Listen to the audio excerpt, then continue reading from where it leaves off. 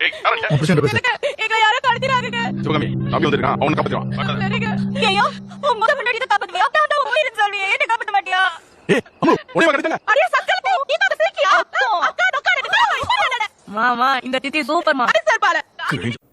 வணக்கம் சார். வணக்கம், சொல்லுங்க. யார் பேசுறீங்க? நானும் கூட பேட்டியெல்லாம் பாக்குறேன் சார். நீங்க யார் பேசுறீங்க? நான் செல்வராணி பேசுறேன். எங்க இருந்து பேசுறீங்க? இலங்கையில இருந்து பேசுறேன் சார். சொல்லுங்க சொல்லுங்க. சார், எங்களுக்கு ரொம்ப கவலை சார். எங்களுடைய அண்ணன் பிரபாகரன் இந்த சீமான் என்கிறவர் ரொம்ப தரைக்குறைவா பேசிக்கொண்டிருக்கிறார். அதால எங்களுக்கு ரொம்ப வேதனை சார். நான் அழுது கொண்டு பேசுறேன் சார். இந்த இது ரொம்ப தரைக்குறைவா பேசிக்கொண்டிருக்கிறேன். அவங்களுடைய போர்க்களம்ன்றது சார் சீமான போல் அல்ல.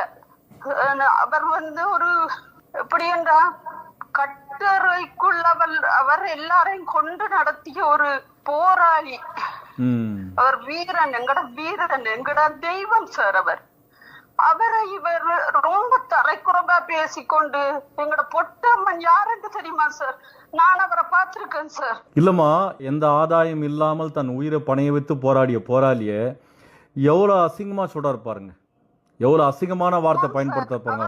மசரண்டு பேசுறாரு சார். தரக்குறைவா பேசிக்கொண்டிருக்கிறார். இல்லம்மா, அவர் குடிச்சிட்டு பிரபாகரனே திட்டிக்கிறாரு. மாவீரர் பிரபாகரன் அவரையே ரொம்ப அசிங்கமா பேசிக்கிறாரு. நாங்க அந்த ஆடியோ போடல. ஏன்னா இவன் திட்டினான்னு சொல்லிட்டு அந்த ஆடியோ வெளிப்படுத்துறேன்னு சொல்லிட்டு ஒரு மாபெரும் தலைவர் அவமானப்படுத்தக்கூடாதுன்னு அந்த ஆடியோ போடல. இவர் இதோட பச்சை பச்சையா திட்டிக்கிறாரு பிரபாகரன் அவர்களை. ஓம் சார், இவர் கதைக்கக்கூடிய ஆளே இல்ல சார். எப்படி என்று சொன்னா எங்கட தலைவர் தெய்வத்துக்கு சமம் சார். எங்களை எல்லாம் அப்படி கொண்டு நடத்தி இருக்கிறார். எங்கட போராளிகளை அவ்வளவு கௌரவமா நடத்தி கொண்டு இருந்தவர்.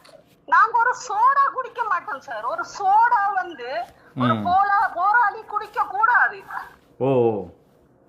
ஒரு சோடா ஒரு போராளி குடிக்க கூடாதுன்றா எவ்வளவு கட்டமைப்போடு அவர் நடத்தி கொண்டிருந்திருப்பார். அவரை பற்றி கதைக்கிறதுக்கு இவர் யாரு சார்? ஒரு தரங்கட்ட ஒரு மனுஷன் எங்கட தலைவரை பேசலாமா சார்? அது மட்டுமாமா, தலைவருடைய அண்ணனுடைய மகனை அவ்வளவு பேர கெட்ட வார்த்தை பயன்படுத்தி பேசுறாரு. அப்பனா யாரு அர்த்தம்? நான் இத பார்த்தேன் சார். என்னால பொறுத்து கொண்டு இருக்க முடியாமலுக்கு தான் சார் நான் உங்களுக்கு கால் பண்ணி பேசுறேன். இப்ப நீங்க ஒட்டுமொத்த ஈழ தமிழர்களுக்கு தெளிவுபடுத்துங்கம்மா. அவங்கள்ட்ட சொல்லுங்க, இந்த ஆளை நம்பாதீங்க, இந்த ஆள் ஒரு பொறுக்கி, இந்த ஆள் ஒரு எச்ச பொறுக்கி, பொம்பளை பொறுக்கி, இவன் குடிகாரன் கம்நாட்டிவன், இவன் ஈழத்து மீது கொஞ்சம் கூட பற்று இல்லை, அதை வச்சு சம்பாரிச்சவன், அவ்வளவுதான் சார். எங்களுக்கே தெரியுது சார். உண்மையான ஒரு போராளிகளுக்கு தெரியும் சார். இவனுக்கு அந்த கைகூலிகளா அல்ல கைகளா இருக்கிற ஒவ்வொருத்தரும் இவனுக்காக சப்போர்ட் பண்றாங்க சார். வெளிநாட்டில் இருக்கக்கூடிய ஈழத்தமிழர்கள் பணத்தை கொட்டி கொட்டி தரங்க, அதை வச்சு ஆதாயம் அடைஞ்சிருக்கிறான் இந்த குடிகாரன் சார். அவங்களோட பணத்துல இவர் வாழ்ந்து கொண்டிருந்திருக்கார் சார். இப்ப எல்லாருக்கும் தெரிய வந்துட்டு சார், இவர் யாருக்காக பேசுகிறார், யாருக்காக என்ன செய்கிறார் என்ற எல்லாம் இவைகளுக்கு தெரிஞ்சிட்டு, எங்கட ஆட்களுக்கு தெரிஞ்சிட்டு. உண்மையில நல்ல ஒரு மனிதர்களாக இருந்தால், எங்கட தலைவரை போற்றக்கூடிய ஒவ்வொருத்தர்களா இருந்தால் உண்மையில இவனை செருப்ப கலட்டி அழிக்கணும் சார். கண்டிப்பா அவ்வளவு வேதனையோட பேசிக்கொண்டிருக்கிறேன் சார். நான் பார்த்து எனக்கு உங்களோட இதுகளை பார்த்து என்னால தாங்க முடியல. இந்த தலைவர் மகனை நீங்க கெட்ட வார்த்தையால திட்டி இருக்கிறா.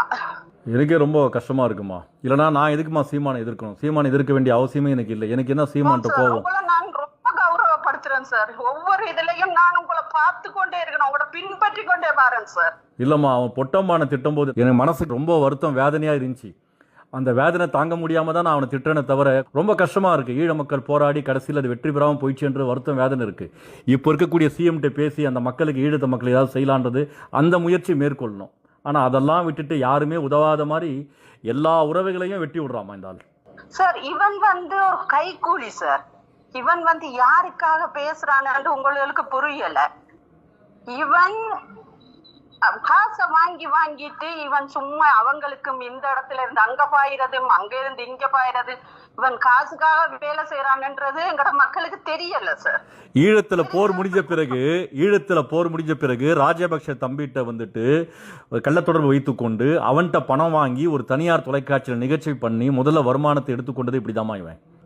ஓம் சார், இதெல்லாம் நான் பார்த்து கொண்டு வரேன் சார். இன்னும் எங்கட சனங்களுக்கு புரியல. சனங்களுக்கு புரிஞ்சா நான் சொல்றேன், இவன் பேசுற மாதிரி தரைக்குறைவா எங்களால பேச முடியல சார். ஏனென்றா நாங்க தலைவர்ற பிள்ளைய. அங்க என்ன சொல்றாங்க ஈழத்து மக்கள், என்ன சொல்றாங்க சீமானை பத்தி?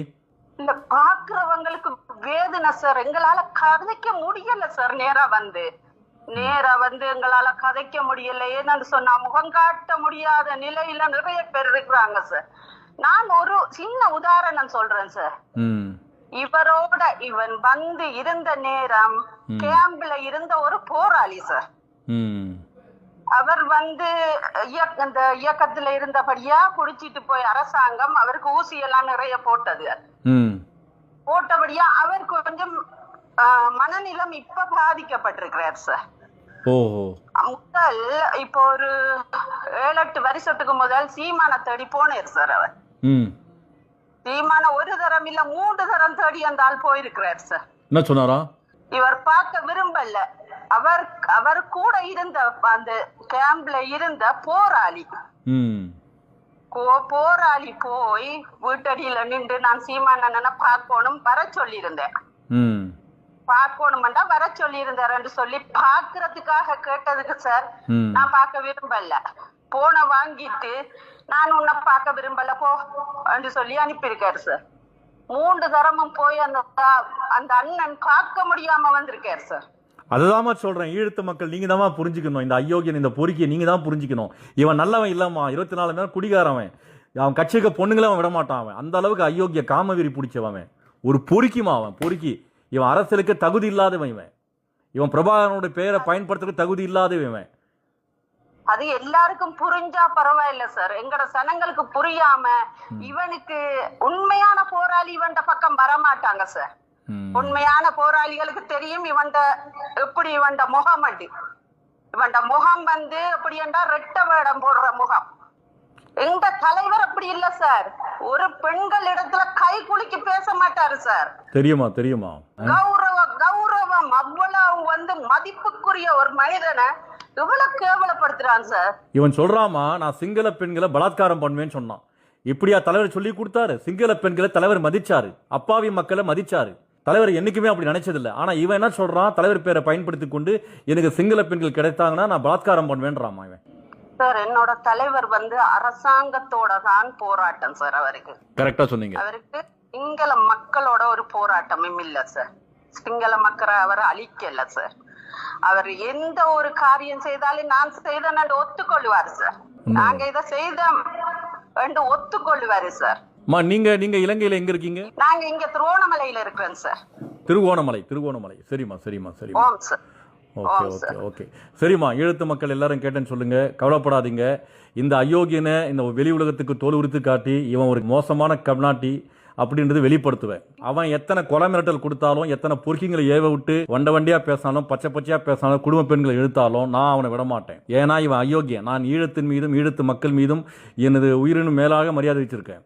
அப்படி சமயத்தில் இந்த மாதிரி ஒரு அயோக்கியம் அதை பயன்படுத்தி கொண்டு அந்த மக்களுக்கு எந்த உதவியும் எந்த அரசாங்கம் செய்யாத விதத்தில் இவன் செயல்படுறான் இல்லைங்களா, அதெல்லாம் பார்த்துட்டு பொறுமையா வேடிக்கை பார்க்க மாட்டேன், நான் விட மாட்டேன் சார். உங்களை கையெடுத்து நான் கும்பிடுறேன் சார். உண்மையில அவனை விட்டுறாதீங்க சார். சரிம்மா, நீங்க சொல்லக்கூடிய கருத்து நான் செய்தியில வெளிப்படுத்துறேமா பொதுமக்களுக்கு. உண்மையில சார், இவனை போல ஒரு தரங்கட்டவன் என்னோட தலைவர் இல்ல சார். அம்மா, உங்க அனுமதியுடன் நீங்க இப்ப பேசியதை நான் வெளிப்படுத்துறேன். ஓகேங்களா? ஓம் சார். ஓகே, நன்றிமா. சரிம்மா, நன்றி. அவனுக்கு பெரிய புடிங்க இருக்கலாம். அவன் பொட்டம்மானுடைய அடுத்த தலைவியா இருக்கலாம். பொட்டம்மானே மயிர் எனக்கு இது அப்படியே அனுப்புங்க. இவர்கள் நினைக்கிறதெல்லாம் நாங்க செய்துன்னு நினைக்கிறாங்க. அப்ப நீங்க எல்லாம் எனக்கு யாரு? எனக்கு ஒண்ணுமே கிடையாது. என் நிலத்துல வாழ்றதுக்கு நீங்க யாரும் தேவையில்லை. நான் வாழ்ந்துருவேன்.